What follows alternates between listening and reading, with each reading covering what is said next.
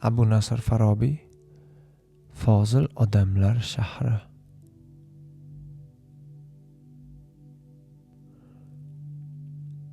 Tarjimonlar Abdusodiq Irisov, Mahkam Mahmudov, Urfon Otajon. Sharq uyg'onish davrining buyuk mutafakkiri Abu Nasr Farobiy asarlarida oqilona davlat tuzumi, insoniyat jamiyati haqida nodir va dono fikrlarga duch kelamiz. 9-10 asrlarda yashab ijod etgan Arastu falsafasi, Fozil odamlar shahri, ilmlarning kelib chiqishi to'g'risida asarlardan namunalar kiritilgan. Kitob faylasuflarga, tarixchilarga, adiblarga va shu soha bilan qiziquvchi o'quvchilarga mo'ljallangan.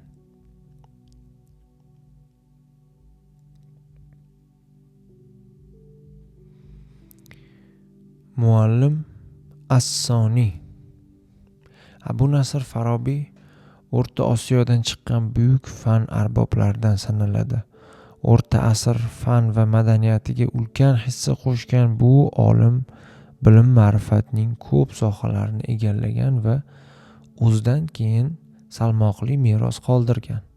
Farobiy riyoziyot va falakiyot, tabobat va musiqa, mantiq va falsafa, tilshunoslik va adabiyot sohalarida qalam tebratgan. Bu sohalarning har birida ajoyib asarlar yaratgan. Farobiy falsafa tarixida yirik mantiqshunos faylasuf sifatida mashhurdir.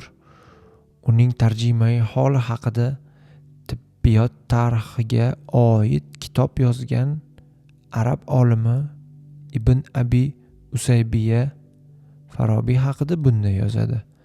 Abu Nasr Farobiy bir qancha vaqt Bag'dodda yashadi, keyin Shom, Suriyaga ko'chib kelib, umrining oxiriga qadar shu yerda turib qoldi. Rahmatlik yetuk faylasuflardan, fozil donishmandlardan edi. Hikmat, falsafaga oid fanlarni mukammal bilardi.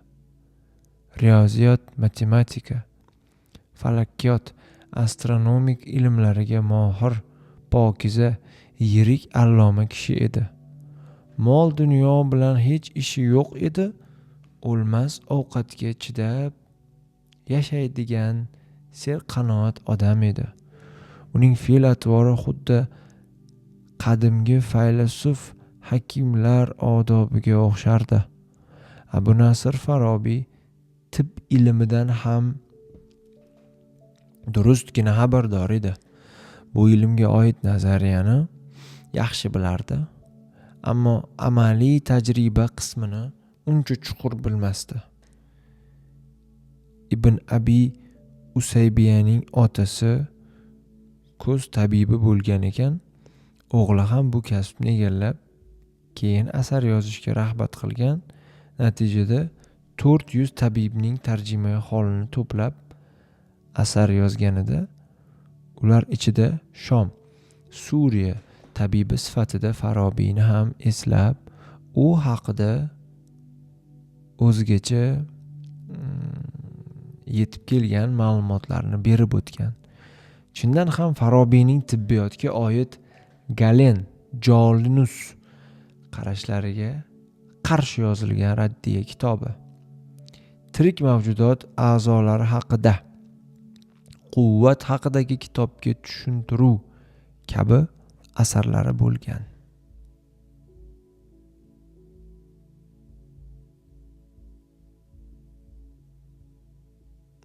Farobiyning yana ajoyib ishlaridan biri musiqa sohasida yozgan asarlaridir. Ma'lum bo'lishicha, Farobiy yoshligidan boshlab musiqaga berilgan. O'sha paytlarda O'rta Osiyoda mavjud bo'lgan musiqa asboblarini yaxshi chala bilgan. Shu bilan birga u musiqa nazariyasini ham mukammal egallagan. Abu Nasr Farobiyning asarlari ro'yxatida uning bu sohaga oid bir qancha asarlarini ko'ramiz. Chunonchi Farobiy musiqa kitobi, ohanglar tasnifi haqida kitobi, musiqa haqida so'z, ohangga qo'shimcha qilingan so'z kabi asarlar yozgan. Tarixchi Ibn Abi Usaybiyaning hikoya qilishicha, Farobiy ajoyib bir musiqa asbobi yasagan. Undan ham juda ham go'zal, yoqimli kuylar eshitish mumkin bo'lgan. Hatto bu kuy eshituvchini juda ham zavqlantirib yuborgan. Farobiyning musiqa sohasida bilimdon kishi ekanligini o'sha davrda to'qilgan bir hikoyadan ham bilish mumkin. Hikoyada Farobiy Shom amiri saroyiga kirib, musiqa chalib, u yerdagilarni uxlatib chiqib ketadi.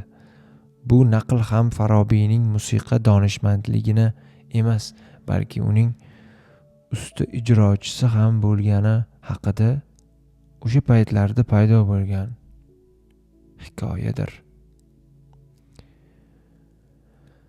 Farobiyning katta xizmatlaridan yana biri uning ideal jamiyat haqidagi o'ylari va bu haqda yozgan asarlaridir.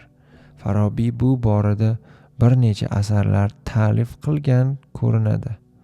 Uning Fozil shahar ahli qarashlari haqida kitob, Siyosat al-Madaniya, shaharlar ustida siyosat yurg'izish va boshqa asarlari bo'lgan. Bularda Farobiy oliyjanob jamiyat, adolatli tuzum, odil hukmdorlar haqida o'z fikr mulohazalarini bayon qilgan. Ana shu asarning 2 nusxasi Toshkentda O'zbekiston Respublikasi Fanlar Akademiyasi Abu Rayhon Beruniy nomidagi Sharqshunoslik instituti kitob jamg'armasida saqlanmoqda. Undan tashqari bu institut jamg'armasida Farobiyning anchagina qo'l yozma asarlari saqlanadi. Farobiyning institut dargohida saqlanayotgan qo'l yozma kitoblari 18 tadir. Bular orasida baxt saodatga erishuv haqida, falsafiy savollar va ularga javoblar, masalalar bulog'i, jism va aksidensiyalarning boshlanishi, aql ma'nolari haqida risola, Yahyo an-Nahviyning Aristotelga bildirgan raddiyasiga qarash yozilgan raddiya, Aristotelning metafizika asari maqsadlari haqida kabi asarlari mavjud. Bular Farobiyning 160 dan ortiq asarlarining bizgacha yetib kelganlaridan bir qismi xolos. Buyuk ma'rifatparvar Farobiy tavalludiga 1140 yildan oshdi. Lekin shuncha vaqt o'tganiga qaramay, insoniyat uni unutmadi. Mutafakkirning ma'rifat yo'lida chekkan zahmatlari, bilim va ta'lim borasida qilgan mehnatlari yuksak baholandi. Uning merosi avlodlari nazdida qadr topa oldi. Abdusotiq Erisi, filologiya fanlari doktori. Abu Nasr Farobiy asarlaridan namunalar. Talhisu Navomisi Aflotun. Aflotun qonunlar mohiyati haqida. Agar inson har qanday hayvondan biror narsada ustun bo'lsa, u narsa va xatti harakatlarining farqini ajralishda yordam beruvchi bir kuch bo'ladi va inson o'sha kuch yordamida narsalar hamda xatti harakatlardan o'z xohishi bo'yicha foydalanadi. Inson ularning qaysi biri foydali, qaysi biri zararli ekanligini o'ziga ravshan bo'lmaguncha kuzatadi va foydaligini tanlab olib o'zlashtiradi. Zararligini rad etib, ulardan o'zini olib qochadi. Kuchlarning harakatga aylanishi tajriba yordamida ro'yobga chiqadi. Tajribaning mohiyati ayrim turlar to'g'risida fikrlash va o'sha ayrim narsalar bilan mos keladigan umumiyatlar haqida mulohaza qilishdan iboratdir. Tajriba o'tkazib, bu tajriba va harakatlarda narsaning haqiqiy mohiyatiga qarama-qarshi holat haqida o'ylab adashgan odam barkamol emas. Balki bu ishda kim eng ko'p tajribaga erishsa, o'sha eng mo'tabar va eng barkamol insondir. Yanglishishlar uchun sabablar bisyor. Ular yanglish fikrlashdan sufsoniy san'at haqida so'z yuritganlar foydalanishgan. Donishmand kishilar ayrim narsalar ustida o'z kuzatishlari paytida umumiy fikrlar va mulohazalar yuritishga tug'ma qobiliyatlari bo'lgan odamlar emas, balki tajriba orqali asl haqiqatga yetishgan kishilar oqil insonlardir. Shuningdek, ayrim narsalarni o'zida mujassam etgan vaqt davomida o'sha narsaning shunday ish harakati bir necha bor kuzatilsa, o'sha ayrim narsa substansional bo'lib qoladi. Xuddi bir yoki ikki va undan ko'p marta to'g'ri gapirilsa, haqiqatning butunlay haqqoniyligi haqida mulohaza tug'ma qobiliyatga o'xshab qolganiday, bu narsa haqida shu ish harakatlar kechgan jam'iy vaqtiga qarab baho beradilar. Yolg'on gapirilganda ham xuddi shunday bo'ladi. Jasurlik, qo'rqoqlik yoki inson tabiatining boshqa biror jihatini bir necha bor mulohaza qilinsa, u holda bular haqida hamma doimo o'z fikrini bildiradi.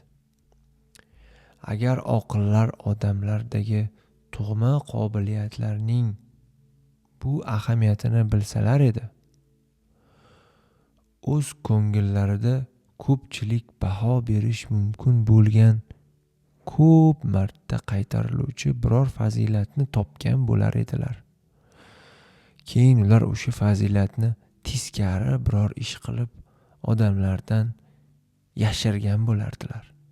Odamlar esa shu teskari ishni uning avvalgi xislati deb o'ylar edilar. Bu xuddi iymon, haqgo'ylik, zohidlik hamda marosimlardan yaxshi xabardor bo'lgan va ezguliklarni xalq orasida tarqatuvchi bir pokdamon, taqvodorning ishiga o'xshaydi.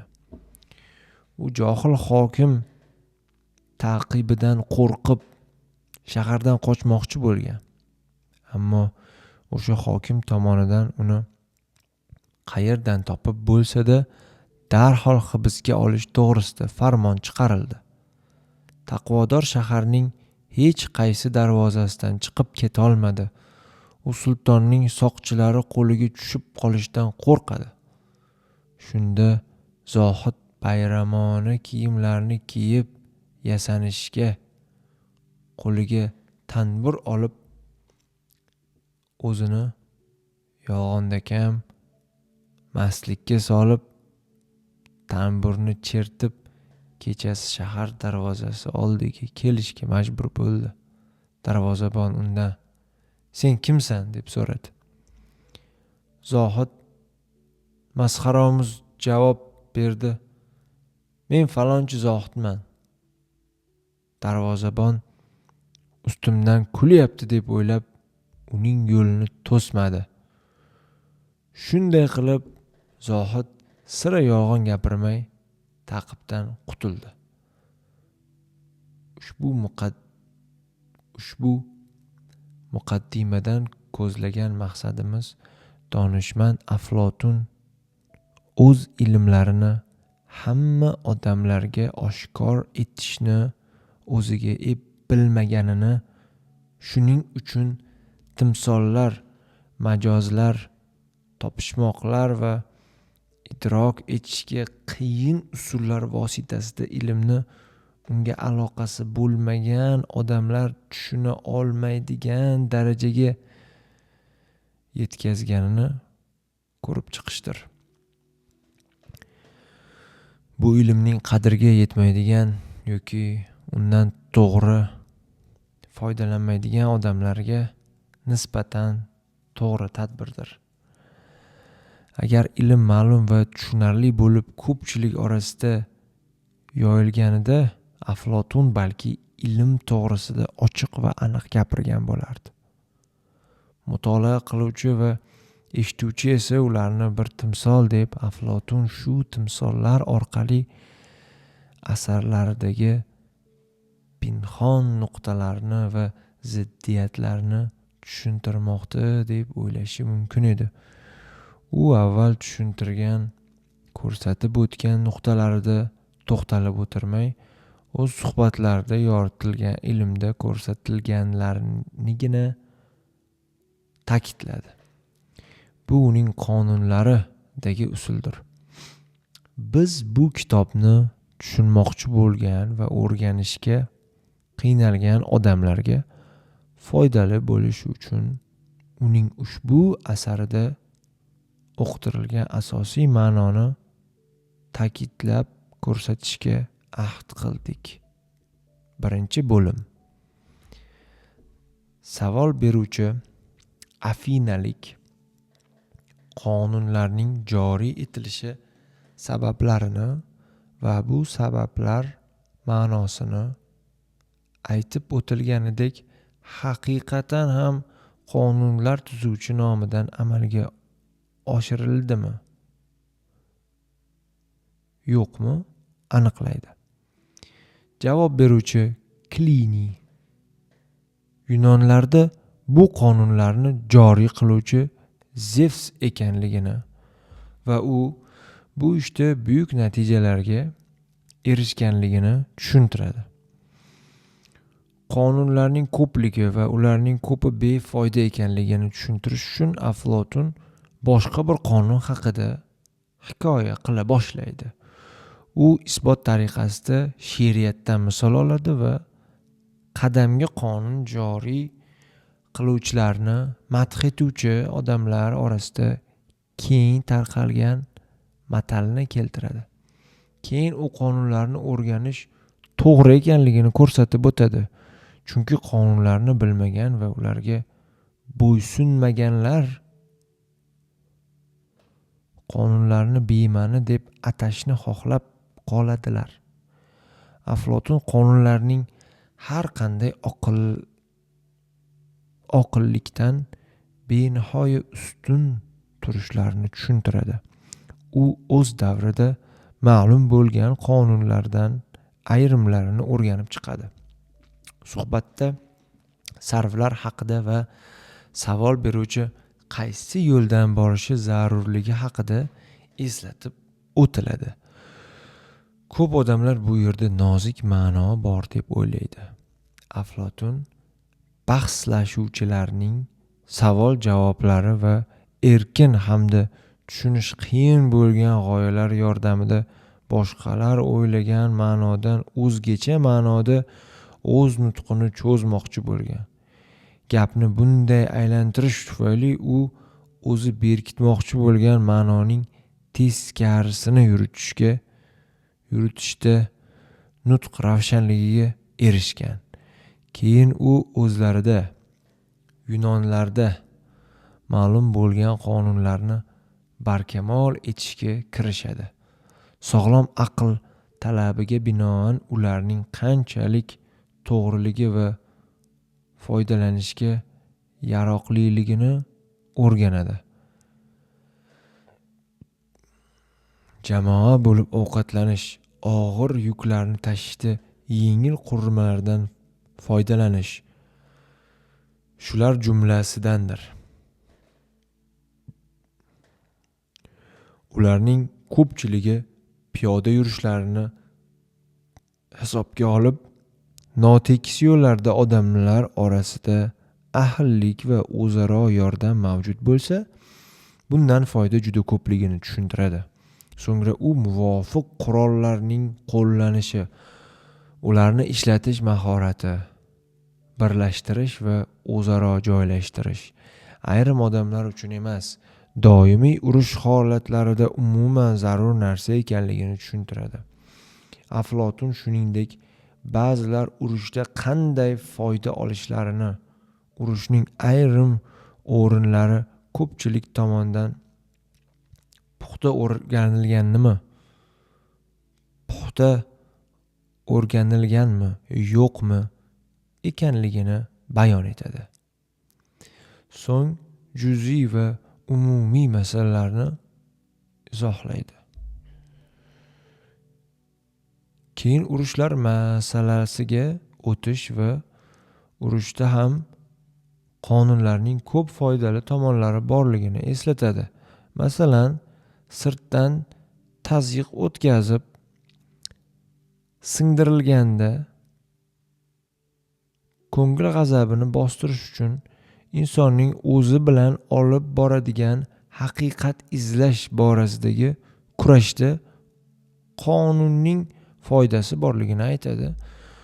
U yana qanday shahar fozil shahar va qanday odam fozil odam ekanligini tushuntiradi. Qoidali va sog'lom fikrlash fazilatiga ega bo'lgan shahar va fozil odam hamisha g'olib ekanligini ko'rsatadi. U hokimiyatga ega bo'lish xohishining chin istak ekanligini, unga bo'ysunishning zarurligini tushuntiradi va bundan keladigan foydani ko'rsatadi. U mehribonlik va boshqaruvdagi asosiy va eng arzimas tomonlardan boshlab xalqni urushlardan saqlash hamda jaholatni bostirishda xayrixoh hokimning hayot tarzi qanday bo'lishi zarurligini ta'riflaydi. U odamlarning o'zaro urushlarni bartaraf etishga bo'lgan chin xohishlarini tushuntiradi va bu xohishni mustahkamlash zarurligi haqida gapiradi. Chunki bu ezgulik, yaxshilikdir. Bu narsa faqat qonun bo'lganidagina va u qonun yaxshi ishlaganidagina amalga oshishi mumkin. Agar qonun jang qilishni buyursa, demak bu urush uchun emas, tinchlik uchun qilinadi. Aflotun insonning xavfsiz yashashi uchun birgina farovonlikning o'zi yetmasligini ko'rsatadi. Misol tariqasida u mashhur Yunon shoiri Tirteyning she'rlarini keltiradi. Aflotun madh etilayotgan jasorat tashqi urushdagi jasorat emas, lekin odamlar baholi qudrat o'z illatlari ustidan g'olib kelib, tinchlikni ta'minlashlari mumkin deydi. Bu esa kattaroq jasoratdir. Aflotun aytadiki, balog'atga yetgandan so'ng va bu ish nasib etganda qonunlar yaratuvchisining maqsadi Xudo yo'lida jasurlik, buyuklikka erishish, narigi dunyoda yaxshi mukofot olishga intilish bo'lishi zarur. Buning uchun 4 tug'ma fazilatdan buyukroq fazilatga erishish zarur. Aflotun insonlar orasida shunday sohibi qonunlar uchrab qolishi mumkinligini va ular o'z oldilariga turli maqsadlar qo'yishlarini, ammo qonunlarni tuzishda shoshma-shosharlik natijasida yomon natijalarga erishishlari mumkinligini tushuntiradi. Aflotun o'shalarga o'xshashlarning avrashlaridan odamlarni ehtiyot qilish maqsadida bu gaplarni eslatib o'tadi. Aflotun ezgulik, yaxshiliklarni 2 turga bo'ladi va ularning qaysi birlari insoniy, qaysi birlari ilohiy ekanligini tushuntiradi. Ilohiy yaxshilik insoniy yaxshiliklarga ta'sir o'tkazadi. Agar ilohiy ezguliklar, yaxshiliklar o'zlashtirilsa, u holda insoniy yaxshiliklar ham o'zlashtiriladi. Faqat insoniylari o'zlashtirilganda esa ilohiylarini boy berib qo'yish mumkin. Insoniy ezguliklar xayrli narsalarga kuch, go'zallik, boylik, bilim va boshqalar kiradi. Bularni Aflotun o'zining axloq haqidagi kitoblarida tahlil qiladi.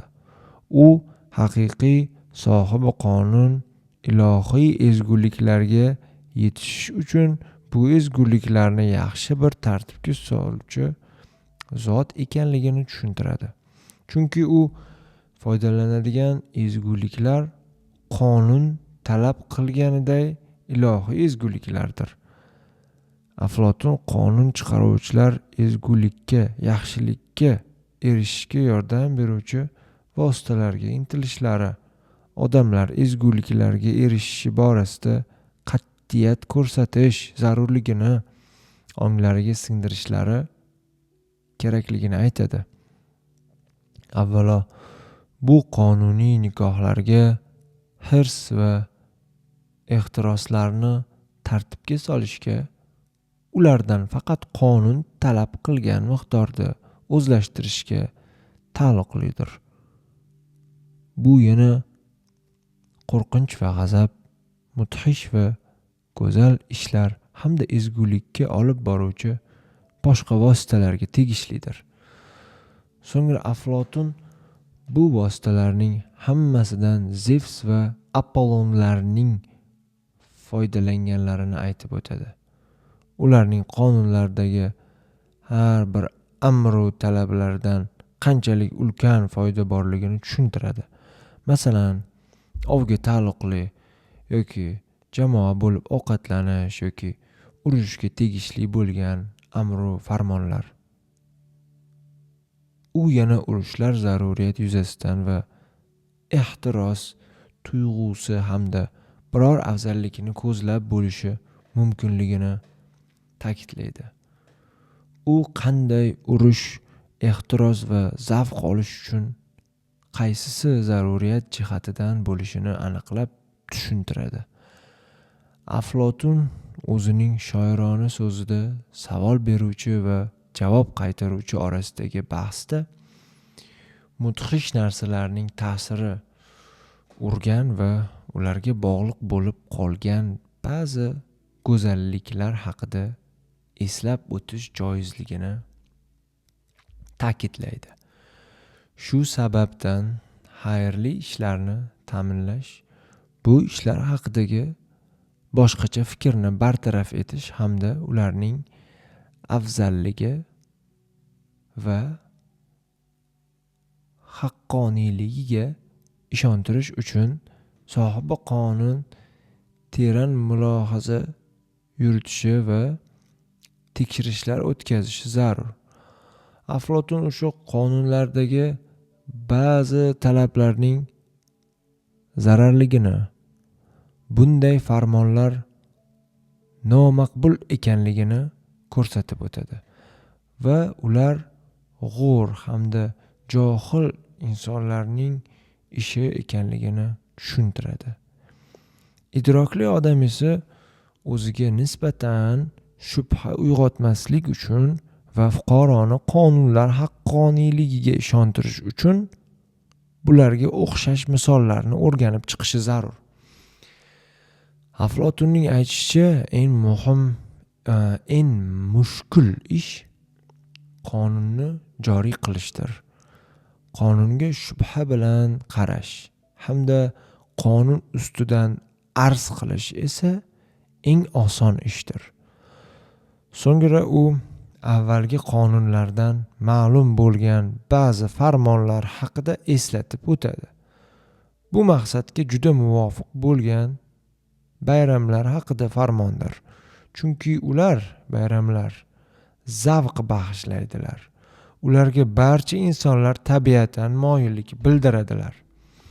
Ular xudolar joriy etgan qonunlar sifatida barqaror etilganlar.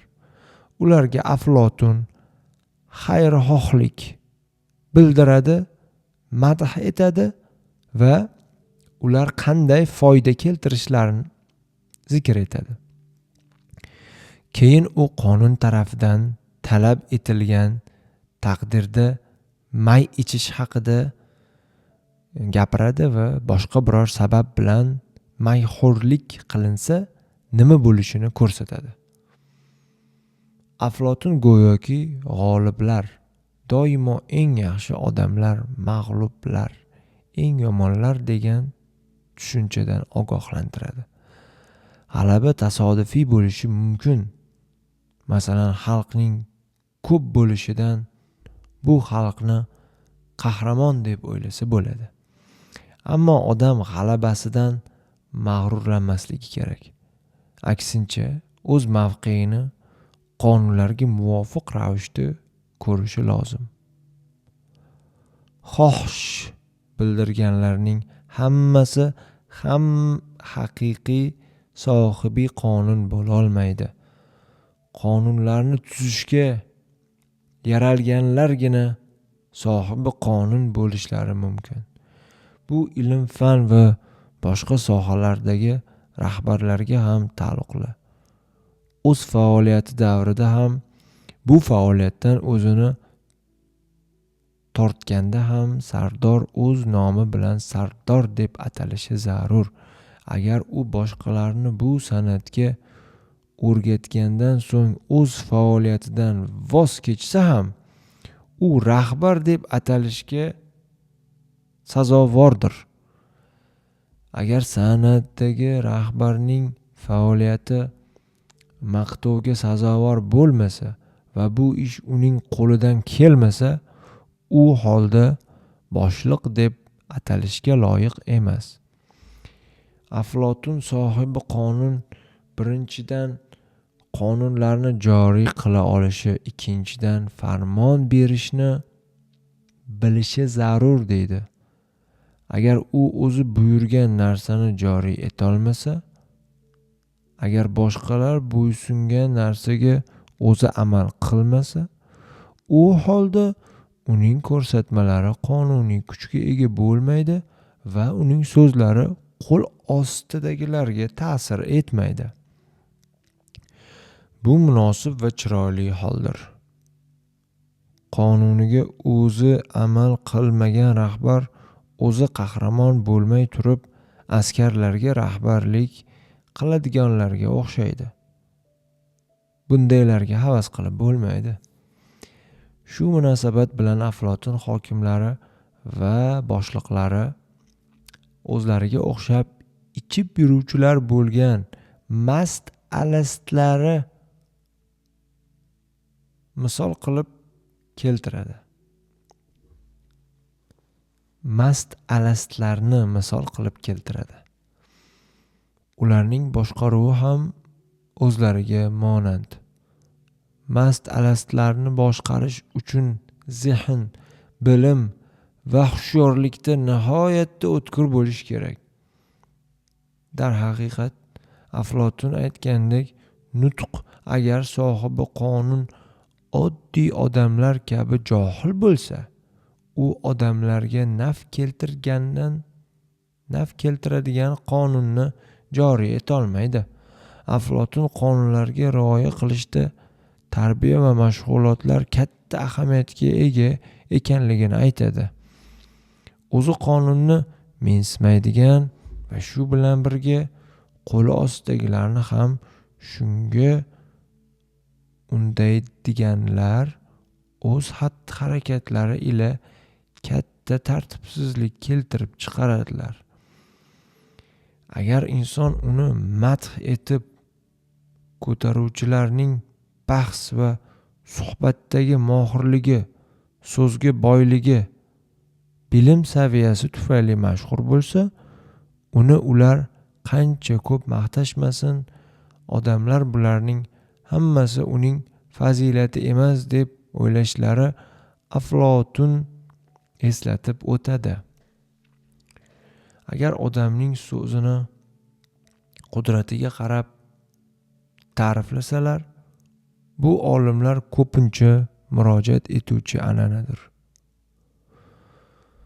Nutqni eshituvchining vazifasi tub ma'noni to'g'ri tushunib va sog'lom fikrlab, chuqur o'rganib, o'sha odamda ta'riflanayotgan sifatlar bormi yoki u sifatlarni notiq so'zlamoligi va notiqlik mahorati bilan yoxud notiqning hamma narsa to'g'risida yaxshi fikr bildirishga o'rganganligidan shunday ko'rsatdimi? Bilib olish zarur.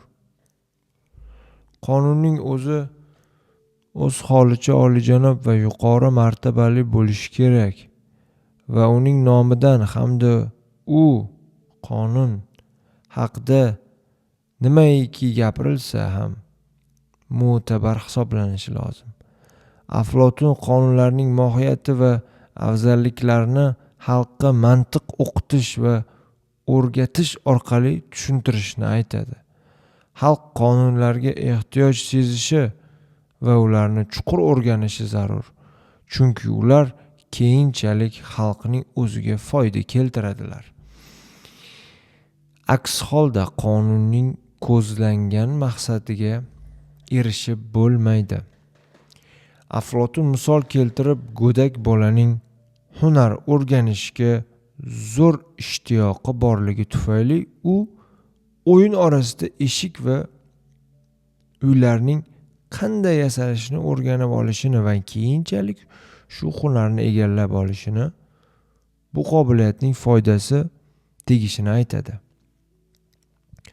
So'ngra Aflotun sohibi qonunga murojaat etib, agar sohibi qonun yoshligidan boshlab davlat ishlari bo'yicha foydali mashqlar qilib yurishga, davlat ishlarining to'g'ri va noto'g'riligini haqida mulohaza yuritishga o'rgangan bo'lsa, u holda vaqti bilan o'zi ustidan nazorat o'rnatishi hamda avvallari shug'ullangan va hozir ham davom ettirayotgan mashg'ulotlariga sabot qunt bilan qarashi zarurligini tushuntiradi. Aflotun har bir odamning qalbida qarama-qarshi o'zaro tutash juft quvvat, g'amginlik va quvonch, lazzat va iztirob va hokazolar bor deb hisoblaydi.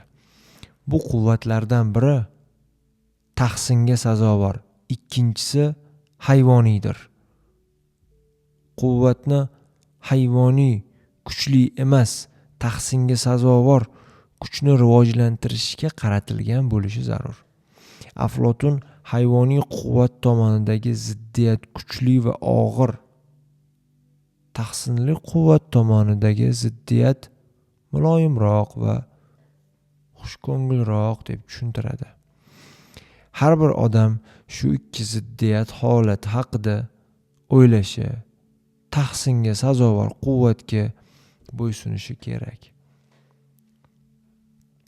Shaharning hamma aholisiga kelganda, agar ular tahsinga sazovor kuchlarga erishishga kuchlari yetmasa,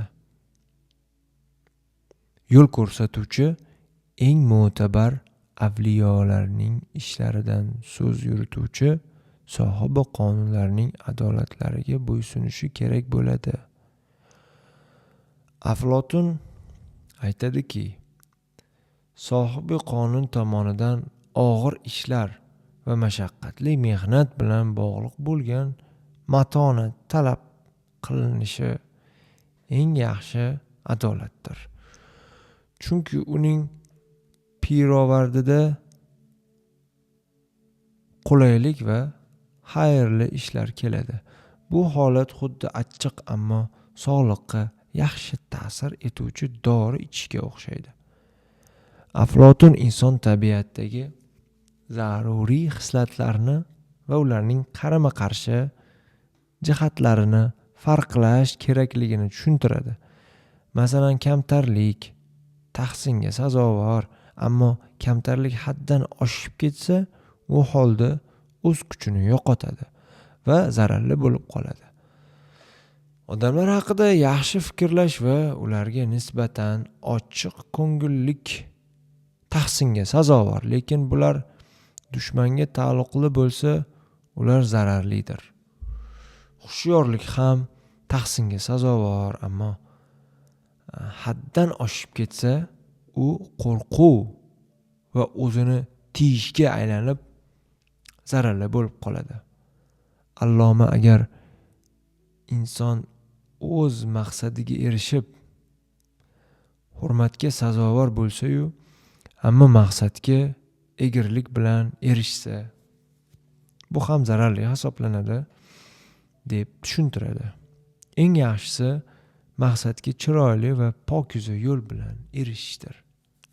Aflotun esli odamga foydali ish sifatida yomonlikka yaqinlashib, unga tobe bo'lib qolmaslik uchun uni tushunish, unga nisbatan o'z hushyorligini oshirish zarurligini eslatadi. U mayxo'rlik bilan bog'liq misolni keltiradi.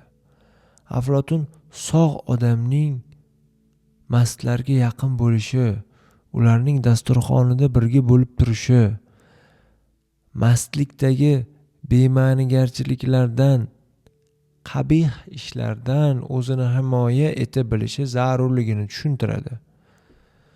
Nimjon odam balki kosalab ichib, o'zini kuchli faraz qilib, o'zining kuchini ko'rsatish uchun shovqin, to'polon va urushni tusab qoladi. Ammo behol bo'lib kuchdan ayriladi. Ichuvchi odam bilan yana boshqa ko'p savdolar sodir bo'ladi. Yaxshi fazilatlarga erishmoqchi bo'lgan odam yaxshi hislatlarga qarshi turgan o'zidagi illatlarni yo'q qilishga intilishi zarur. Chunki fazilatlarga erishish qiyin.